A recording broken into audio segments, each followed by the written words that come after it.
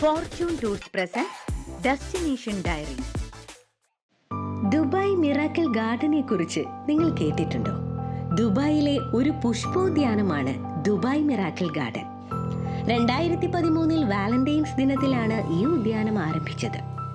ഇതിൽ 50 ദശലക്ഷത്തിലധികം പൂക്കളും 250 ദശലക്ഷത്തിലധികം സസ്യങ്ങളും ഉൾപ്പെടുന്നുണ്ട്. 2015 Dubai miracle garden Dubai butterfly garden കൂടി തുറന്നു. ലോകത്തിലെ ഏറ്റവും വലുതും മേഖലയിലെ ആദ്യത്തെ ഇൻഡോർ ബട്ടർഫ്ലൈ ഗാർഡനും 26 ഇനങ്ങളിൽ നിന്നുള്ള 15,000-ലധികം ചിത്രശലഭങ്ങളെ ഉൾക്കൊള്ളുന്ന സങ്കേതവും കൂടിയാണിത്.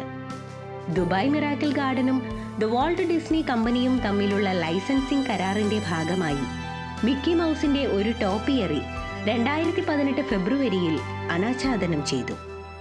ഈ ഉദ്യാനം നിലവിൽ 3 ഗിന്നസ് വേൾഡ് റെക്കോർഡുകൾ നേടിയിട്ടുണ്ട്.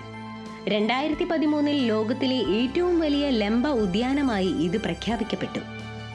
ഏകദേശം 35 ടൺ ഭാരമുള്ള മിക്കി മൗസിന്റെ 18 മീറ്റർ ടോപ്പിയറി ലോകത്തിലെ ഏറ്റവും ഉയരമുള്ള ടോപ്പിയറി പിന്തുണയ്ക്കുന്ന ശില്പമാണിത്.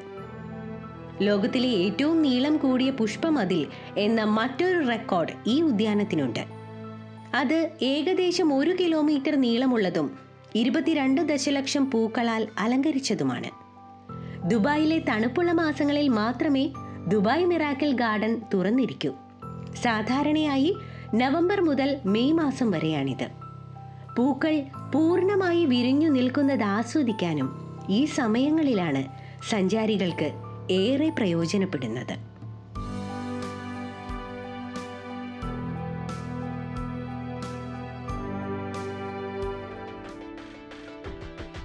Fortune Tours presents destination diary.